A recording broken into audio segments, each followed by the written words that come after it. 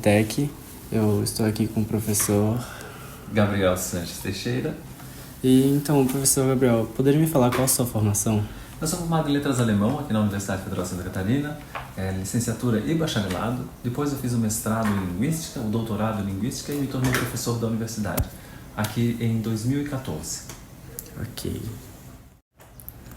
Poderia me informar como você entrou no PIBID? Sim, a Universidade Federal de Santa Catarina entendeu que um programa institucional de bolsas de iniciação à docência deveria estar primordialmente vinculado ao Centro de Ciências da Educação. Então, como professor do Centro de Ciências da Educação para a área de alemão, eu trabalho no Departamento de Metodologia de Ensino, eu fui convidado a integrar a equipe que então fez o projeto da UFSC para adesão a esse programa nacional. E como sua formação se conecta ao PIBID? Eu sou formado em licenciatura, então esse é o lastro que liga a minha formação ao programa de iniciação de bolsas da docência. E também a minha trajetória na universidade. Eu já sou professor aqui há 11 anos e trabalho sempre com essas escolas parceiras. Então a relação com as escolas parceiras, a minha formação na licenciatura me faz esse vínculo com o programa de iniciação institucional de bolsas de iniciação à docência. Quais são as principais dificuldades enfrentadas no PIBID?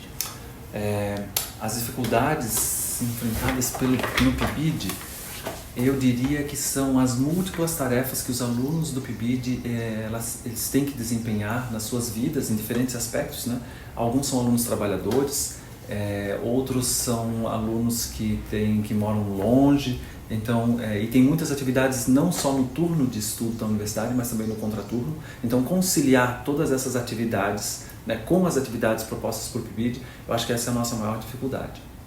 Mas que eu tenho visto, experienciado nessas duas edições do PIBID que eu tenho participado, e nós temos então participação do alemão, tem sido essa a maior dificuldade para a gente, de conciliar todas essas tarefas com as idas à escola, a leitura dos textos, a participação nos eventos, as dificuldades às vezes até de locomoção, por exemplo, no sábado, Então, às vezes essas são as dificuldades mesmo das múltiplas tarefas que os alunos do curso de Letras Alemão têm hoje, tanto no curso mesmo e em outros aspectos das suas próprias vidas. Então, conciliar essas atividades todas tem sido um desafio para nós no PIBID. A língua é um obstáculo? Não, a língua alemã não é um obstáculo. Quando a gente pensa que os PIBIdianos a complexidade das atividades que os PIBIdianos devem assumir, ela tem que ser compatível com a sua participação no curso. Então, alunos que estão mais no início do curso têm atividades menos complexas, ou devem desenvolver atividades menos complexas do que alunos que estão em fases finais do curso. Então, o alemão não é um obstáculo e o PIBID também serve como aprendizado do próprio idioma. Então, uma das atividades que nós temos feito este ano é a leitura de textos, de livros de leitura simplificada. Então, ela tem diferentes funções, essa leitura. Ela é uma leitura que visa a ampliação do repertório cultural, enfim, dos alunos. É também uma oportunidade de aprendizado linguístico, Os alunos, então, eles têm esse momento de autonomia e leitura individual dos textos. E também serve para a gente pensar, então, possibilidades de diálogo e inserção desse próprio material nas salas de aula. Então, o alemão não é um obstáculo e não deveria ser, a língua nunca deveria ser um obstáculo, porque é por meio dela que a gente se comunica.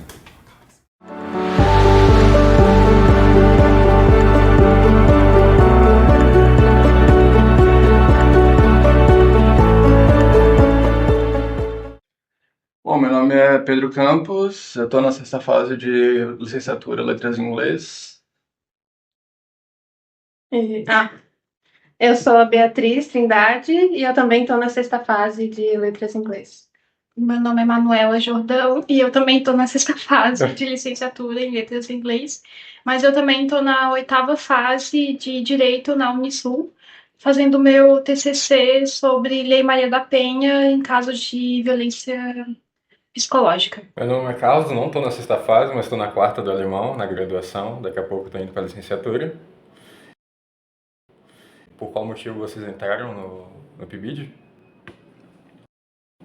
Olha, pro meu, claro que a carga de ACCs também é uma boa, né? Primeiramente, eu tinha pensado nisso, mas também pelo sentido de que eu ainda estava com dúvida se eu queria bacharel ou licenciatura. Aí eu senti que seria melhor passar por essa experiência para daí ver se realmente, para decidir realmente se eu queria licenciatura mesmo ou se seria melhor para bacharel. Aí tem sido uma experiência bem proveitosa, assim, o projeto, tipo, em questão de expectativas e experiências do que eu posso encontrar quando eu for me tornar professor futuramente. Eu percebi que eu precisava ter essa experiência como professora, porque eu já estava pensando em entrar para a licenciatura, né? Então, entrei no PIBID no ano passado, estava na quarta fase, e aí na quinta fase já comecei a licenciatura. E o que você decidiu? Eu acho que eu quero ser prof. Talvez eu não seja prof pro resto da vida, porque eu também tenho outras ambições. Mas, tipo, quando eu tô com as crianças lá do PIBID, é sempre uma energia muito boa. E eles recebem a gente, assim, de braços abertos, sempre ensinam a gente ensina eles. Eu acho que é uma troca muito boa. E vocês estão com qual ano lá? E a gente tá acompanhando quintos e quartos anos, né, Pedro? 2 de quarto e uma de quinto ano. É mesmo. Então é uma faixa etária parecida, né? E porque acho que esse é o primeiro ano que os anos iniciais estão tendo inglês, né, Pedro? Pois é, na minha época, quando eu estava na aplicação que eu fiz desde o primeiro do fundamental, a gente não teve inglês no primeiro, foi só a partir do quinto ano acima, assim, que a gente começou a ter inglês. Eu tô até feliz, assim, isso, fiquei, tipo, realmente surpreso, inclusive, que as crianças, tipo, estão sendo alfabetizadas e também inglês ao mesmo tempo. Eu fiquei, nossa, cara. Porque é uma fase em que, não sei, depois que a gente estudou tantas teorias da aquisição da linguagem, né, e a gente pensa naquela Essa é a coisa idade boa pra eles aprenderem. É uma idade muito boa para eles já pegarem, né, principalmente os pequenininhos do primeiro aninho, eles já estão adquirindo aquele vocabulário ali. Lá que eu faço vídeo alemão, tem uns alunos que já... No colégio de aplicação. Aí tem aluno que tá, sei lá, 7 anos estudando já e eles falam muito bem. E eles têm muita oportunidade de bolsa. Teve 2 alunos da qual eu supervisiono, que eles foram do projeto UCUR 2025. Nossa. E eles têm essas oportunidades desde que passam nos testes de proficiência, como do A1, tem o do A2.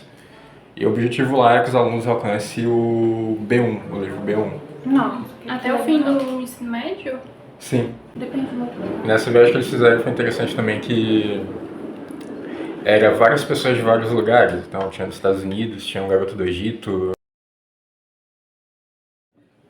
No meu caso, que a Beatriz comentou antes, ainda estou com pouca experiência no sentido de público-alvo, né, que a gente está com crianças no momento. Também queria ter experiência futuramente para como é com adultos também, e também idosos, que eu tenho muita curiosidade, porque eles, tipo, a maioria é muito fofa, assim, de aprender, eles têm muito vigor, assim, para aprender um idioma novo. Aí eu estou tentando também ver qual turma me identifico mais para lecionar, no sentido da faixa etária, né? E como está sendo essa experiência atualmente para ti? Olha, tem algum outro aluno ou outro que faz alguma baguncinha assim em sala, mas considerando a quantidade enorme que a gente tem de alunos, né, Bia? Tipo, eu diria que a maioria é bem quieta, na verdade. A gente tem entre uns 20 a 40 alunos, mais ou menos. Aí, realmente, a gente percebe, quando a gente está ajudando na sala, que tu estando ali como estagiário é uma coisa, como bolsista é uma coisa, e como estar ali como professor é outra, porque, tipo, você me coloca no lugar da Andressa, que faz parte ali do projeto com a gente, e, nossa, realmente ela é uma guerreira, porque são realmente muitas pessoas. Inclusive, eu comentei até um dia desse com um amigo meu que, quando eu estava na aplicação, eu ficava triste que, às vezes, os professores não lembravam o meu nome, e agora eu estou do outro lado da moeda. E a gente tem 40 alunos e às vezes eles lembram meu nome e ficam tipo, e aí carinha, tudo bom? Sim. Quer dizer, na minha experiência, a turma maior que eu peguei, que foi no nono ano, era 12 alunos. Então era uma turma bem menor, mas Eu partilho dessa sensação também. Tinha vezes que um aluno vinha falar comigo e ficava, teu nome é... É verdade, já. A gente tá quantos meses? Quase um ano, né? Quase um ano, né? Visitando a escola, eu também, eu não sei. Mas, tipo, claro que tem uns que se destacam, né? Tipo assim, mais participativos. E é engraçado até que tem uma dualidade, assim, de uns que são, que a gente ia chamar, entre aspas, de bagunceirinhos, mas são muito participativos na aula. Então eles querem chamar atenção. Sim.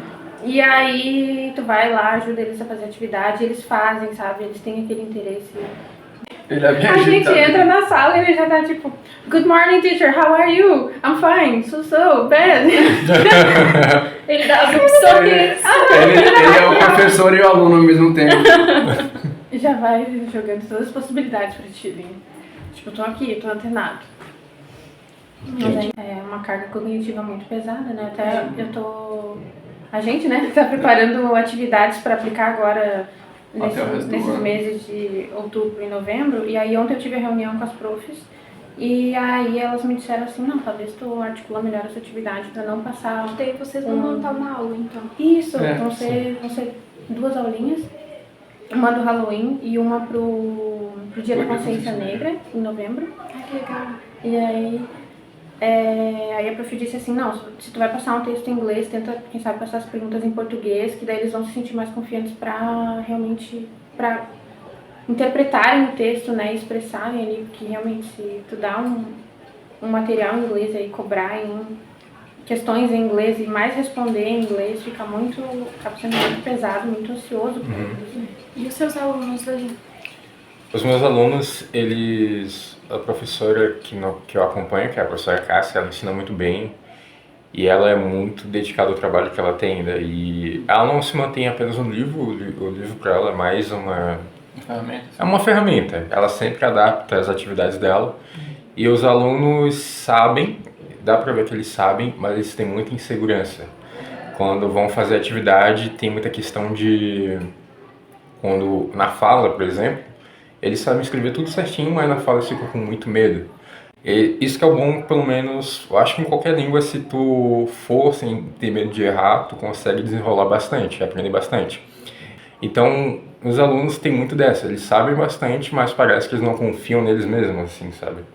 Tudo bem que é uma língua bem diferente, assim, que não está no nosso cotidiano, que é o alemão, mas eu vejo que é muita falta de confiança. Então, geralmente, quando a gente está no PIBID, a gente tenta estimular a confiança nos alunos. Tipo.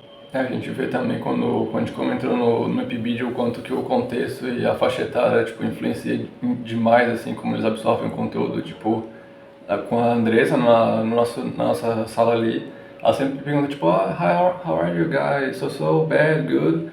E tem gente que, tipo, por exemplo, responde, I'm bad. Aí depois a professora pergunta, why? Daí o aluno explica, só que tipo, se tu levar isso pro ensino médio ou alguma coisa assim, a pessoa não vai querer falar do que ela tá bem. Sim. Então, tipo, influencia muito como eles têm um contato com a língua e eles se cobram também, eu sinto que, tipo, muito na pronúncia, às vezes, na Bia, tipo...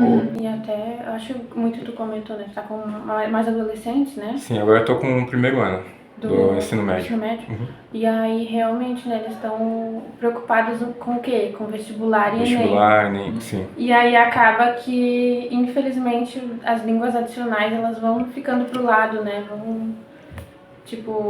Eles vão dando mais atenção, né? Porque... E aí, não sei, daí acaba afetando no ensino das línguas, né?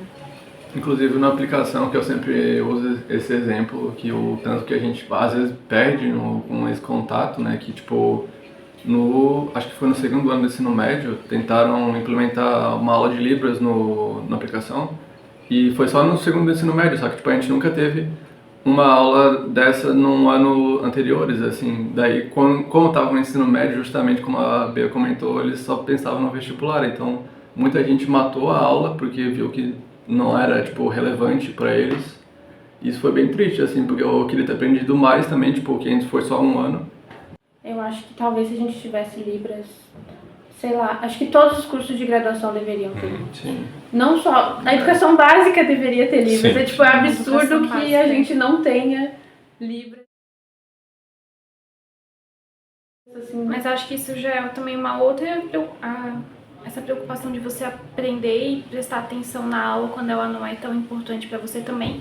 Dá para trazer no sentido do inglês, porque como você vai dar aula para um aluno e deixar ele fazer ele se importar com a matéria e com a língua em si, quando, por exemplo, ele é um aluno repetente, que às vezes está em situação de rua, ou então que ele não tem afeto em casa, ele não tem uma casa estruturada, tem que comer, às vezes, né? E ele tá ali assim só na aula porque ele é obrigado a ir, e ele vai comer a merenda depois, então ele tá ali, mas ele conversa, não presta atenção, porque para ele aprender o inglês não faz sentido, porque ele não tem perspectiva da vida dele, né? Então, como você vai fazer ele se importar com isso?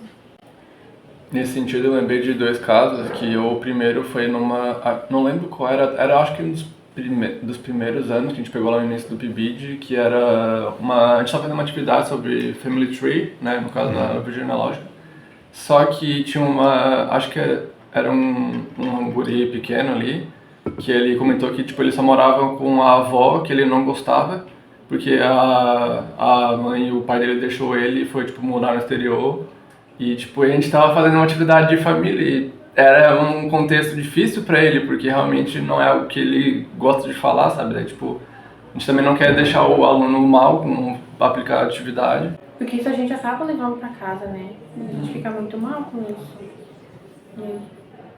É isso, sem contar que, tipo... O que eu posso fazer? Sem contar também que, tipo, ali quando a gente tá na bolsa, a gente até consegue ter um contato mais próximo, porque daí, como a pessoa tá dando aula, a gente consegue, tipo, ver caso a caso ali, conversar com eles. Só que no lugar da professora, a gente é 1 contra 40, então, tipo, realmente fica mais complicado ainda. Então, tipo, se já tá complicado aqui, vai ser um desafio também persistente lá quando a gente for lecionar mais futuramente, né? Então é algo que tem que ser melhorado. Não sei se é algo que a gente tem uma resposta definitiva do que dá pra fazer. Outra coisa também que eu queria comentar é, tipo, o quão, às vezes, esse impacto, não impacto talvez seria a palavra, mas tipo, o quão diferente é do como a gente está estudando aqui na faculdade com essa experiência lá no PIBID, porque, por exemplo, a gente, em qualquer um dos 2 cursos aqui, alemão e inglês, a gente já cansou de ler, tipo, vários textos teóricos e casos e afins, tipo, desde o início do curso, basicamente, só que ler sobre os casos e tudo mais é alguma coisa, agora tu vivenciar isso na tua frente ali é uma coisa totalmente diferente, assim, que às vezes tu acha que pode não acontecer contigo, mas acontece. Então, tipo, realmente, talvez uma aula preparatória também para casos como esse, tipo, não para resolver, mas também para lidar, né, também para a gente cuidar da saúde mental e também não passar isso para os estudantes quando a gente estiver, tipo, mal ou com dificuldade, para não impactar eles também. Eu acho que a faculdade faz a gente esquecer como é que é as coisas de verdade. Tipo, a gente viveu no sistema educacional brasileiro, a gente sabe como é que é, só que daí a gente vem pra cá e daí tenta e lê Vygotsky e lê as coisas, e depois você vai fazer o estágio e daí você vê que tá tudo a mesma coisa. E o que você vai fazer pra mudar, né? Você é só mais um, é só mais uma pessoa. É igual no direito também, você lê as leis, você lê a Constituição e é tudo muito bonito. Aí você vai ver como é que é a realidade do sistema judiciário no Brasil, né? Sim.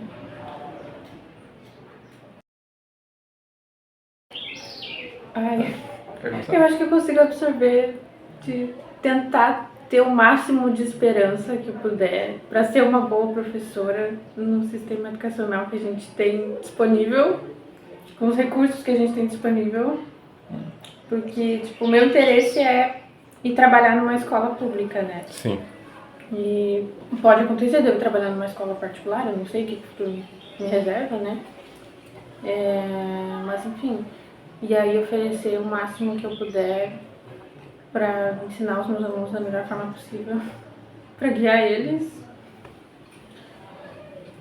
E não sei, sempre vendo eles como seres humanos, né? Porque eu acho que toda a violência sistemática que é o sistema educacional, Exatamente. pela precarização dos professores, pela precarização das escolas. As obrigações do governo. Isso, as obrigações do Sim. governo. Tipo, todas as falhas que a gente vê. No meu caso, tem sido um desafio, assim, tipo, tenho sempre tentado, que nem a Bia comentou, de manter a esperança Principalmente para mim, que é um pouco difícil às vezes, porque eu tenho um grau leve de autismo. Aí, com algumas, tipo, por exemplo, a gente tem várias mudanças de aulas ali no coisa que, tipo... De horário, de horário, assim, de horário. Aí, como eu tô acostumado com alguma coisa, quando vem uma coisa totalmente diferente, meu cérebro, tipo, dá em pânico, tipo, aquele meme do cachorro, tipo, a conversa vai ser assim, daí a pessoa fala, tipo, tudo bem, não, e o roteiro começa a queimar na tua cabeça, é tipo a minha mente às vezes. Mas eu tento sempre tentar levar em conta o contexto, principalmente ali com quem eu tô trabalhando, e tentar ver o que seria realmente mais significativo para eles aprenderem. E que também não fique tão maçante, assim, as aulas, porque, tipo, realmente, tipo, o que a gente viu até agora, a coisa mais fácil do mundo ali é tu pegar o livro, abrir uma atividade e fazer o exercício. Ok, tu, como já tivemos aula de metodologia, tu pode fazer isso, tranquilo. Só que nem sempre os alunos vão levar isso, tipo, pra vida, assim, não vai ser algo significativo, vai ser algo que vai ser levado ali na aula, e é isso aí, depois da aula ele não vai fazer mais nada com essa informação. E como a gente está focando mais em também cidadania, que nem a Manu comentou sobre o caso do racismo. É muito importante também a gente fazer atividades que tenham impacto para eles e que mostrem para eles, para realmente exemplificar, não, promover a cidadania e outros conceitos durante a aula. Atividades contínuas, né? Sim. Não adianta fazer só uma vez e deu, né? É um trabalho contínuo isso. Sim. Agora, eu mesmo respondendo, eu me vendo como professor, eu acho que é priorizar esse lado mais humano, porque quando eu estudei no ensino fundamental, médio, era muita questão de chegar na sala, fazer as coisas, entrega o que tem para entregar e fica por isso, em todas as matérias. E a nota, né? E sim, e principalmente a nota. E se acontecer alguma coisa fora do colégio, eu chegava lá com a cabeça enrolada, não tinha muito o que dizer. Eu tinha que focar e tal, e isso dava uma ansiedade gigantesca. O que eu vi nessas aulas que eu tive no PIBID é que a professora geralmente, quando deixa os alunos chegando, quando alguém chega a falar, e tal pessoa fez isso em tal aula, não sei o quê, a professora dá uns 5 minutos para todo mundo acalmar a energia, ficar conversando. Aí o pessoal se acalma, lidera a aula. Aí se alguém tá mal, geralmente ou a professora ou o PIBIdiano vai lá, tenta dar uma motivada. E que eu fico com inveja, porque isso eu não tive no meu aprendizado. Se eu tivesse, ia ser muito melhor. Então eu acho que, claro, tem toda essa formação entendendo as metodologias, é importante também para aplicar a aula, ser um profissional competente, mas também ver o lado humano da coisa, porque senão a gente vai estar criando mais um aluno com ansiedade, cheio de frustração, que talvez possa impactar bastante na vida dele. Sim, uma aula que a gente teve de metodologia, a gente fez uma atividade, eu não lembro qual era o começo, mas assim, uma das perguntas foi tipo, quanto tempo você leva para chegar aqui na faculdade? E querendo ou não, às vezes a pessoa tipo, mora absurdamente longe de onde você está estudando. Tipo, na aplicação eu lembro que a gente fez uma atividade de geografia, onde a gente tinha que fazer um mapa ali dos bairros que cada um morava. Aí a aula começava às 7h30 da manhã e eu tinha um amigo que morava em Tijucas. Tipo, eu não consigo nem imaginar a hora que ele acorda pra chegar lá às 7h30, mas ele tava lá às 7h30 todo dia e eu fico tipo, nossa, mano, mas tipo, tu tem que não necessariamente fazer uma entrevista, tipo, você vem de onde e tudo mais, mas tenta às vezes conversar também com o aluno, né, nesse sentido que tu comentou, Carlos, de humanizar, né, pra ver o que tá sendo significativo pra ele, quais os esforços que ele tá levando para ir para a aula ali, o contexto que ele está vindo, de qual lugar, de qual família, enfim. Outra coisa que eu ia comentar também, que a gente começou a ver na faculdade também, mas no PIBID, acho que os dois podem dar o mesmo exemplo, que tipo, não sei vocês, mas quando eu estava lá no ensino médio, acho que, ou talvez no fundamental também, eu ia para as aulas, daí eu via o professor dando aula, e eu ficava tipo, pô, que legal, o cara não estuda mais, ele só dá o conteúdo, ele já aprendeu tudo que tinha que aprender e só dá aula e tudo mais que nada, o professor tá sempre aprendendo, estamos sempre vendo referencial teórico e tudo mais, tipo, às vezes o aluno não tem muito essa noção, assim, pelo menos eu não tive. Não sei se é algo, tipo, um caso isolado ou todo mundo tinha essa impressão, assim. Vixe, não lembro, Pedro, se eu pensava isso. Mas é um bom questionamento. essa questão da gente achar que tava tudo pronto. É tipo que Eu ele... achava também. Você via que tipo, você achava que o professor sabia de tudo, né? É, que Da não precisa matéria, revisar o conteúdo. das coisas, acho que sim também. Não sei, acho que isso tá muito atrelado ao ensino tradicional, né? É. Muito gramatical Sim. Sim. e completamente só. É uma máquina, né? Sim. Exatamente, sistema produtivo, galera. Uhum. Mas é assim que começa na escola. Eu tô vendo aqui que vai dar hora. Eu vou finalizar, agradecer vocês nos deram uma mina de ouro agora. Agradeço a participação.